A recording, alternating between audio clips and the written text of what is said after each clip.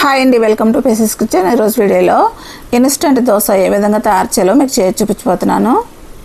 ఇడ్లీ పిండితో కానీ దోశ పిండితో కానీ పని లేకుండా అప్పటికప్పుడు 5 నిమిషాల్లో ఈ ఇన్స్టెంట్ దోశని ఎంతో ఈజీగా తయారు చేసుకోవచ్చండి.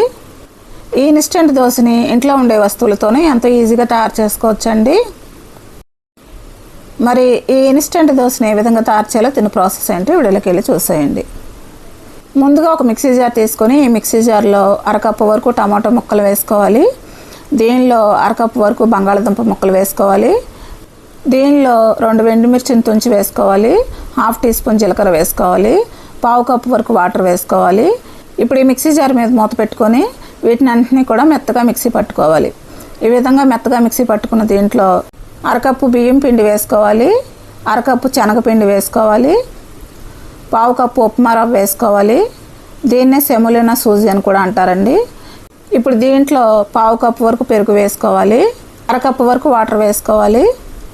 వాటర్ అరకప్పు అయితే సరిపోతుందండి. వాటర్ ఎక్కువ వేసుకుంటే పిండి పలచపడిపోతుంది. ఇప్పుడు ఈ మిక్సీ జార్ మీద మూత పెట్టుకొని వీటిని అన్నింటినీ కూడా మెత్తగా మిక్సీ పట్టుకోవాలి. మనం ఈ పిండిలో టమాటా ముక్కలు బంగాళదుంప ముక్కలు వేసాం కనుక పిండిలో బంగాళదుంప ముక్కలు టమాటా ముక్కలు కనపడకుండా స్మూత్గా మిక్సీ పట్టుకోవాలి. ఈ విధంగా స్మూత్గా మిక్సీ పట్టుకున్న ఈ బ్యాటర్ని ఒక బౌల్లోకి ట్రాన్స్ఫర్ చేసుకోవాలి. ఇప్పుడు ఈ పిండిని ఈ బౌల్లోకి ట్రాన్స్ఫర్ చేసుకున్న తర్వాత పిండిలో రుచికి తగినంత సాల్ట్ వేసుకోవాలి. దీనిలోనే 1/2 టీ స్పూన్ వంట సోడా వేసుకోవాలి.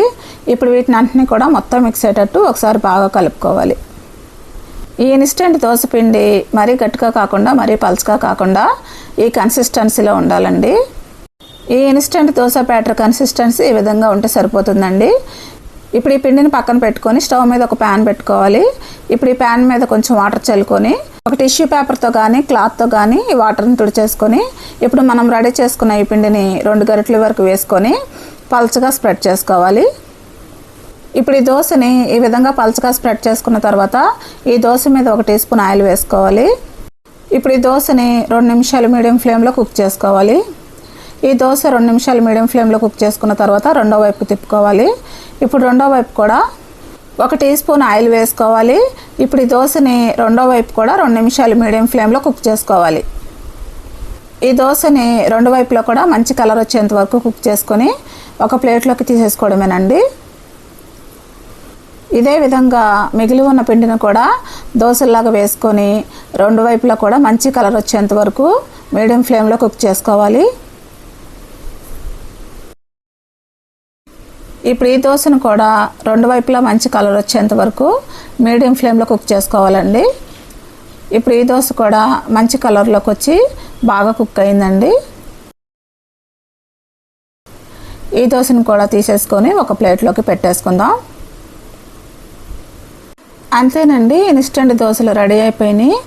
ఈ ఇన్స్టెంట్ దోశల్ని పల్లి చట్నీతో కానీ టమోటా చట్నీతో కానీ సర్వ్ చేసుకుంటే చాలా టేస్టీగా ఉంటాయండి. మరి ఎంతో ఈజీగా టేస్టీగా ఈ ఇన్స్టెంట్ దోశల్ని తయారు చేయడం చూసారు కదా. మరి ఎంతో టేస్టీగా ఉండే ఈ ఇన్స్టెంట్ దోశల్ని మీరు కూడా ఇంట్లో ప్రిపేర్ చేసుకొని ఏ విధంగా వచ్చిందో నాకు కామెంట్ చేయండి. నా వీడియోస్ కనుక మీకు నచ్చినట్లయితే ఇప్పుడే సబ్స్క్రైబ్ చేసుకుని బెల్ ఐకాన్ ప్రెస్ చేయండి. మీ ఫ్రెండ్స్కి రిలేటివ్స్కి షేర్ చేయండి. Thanks for watching.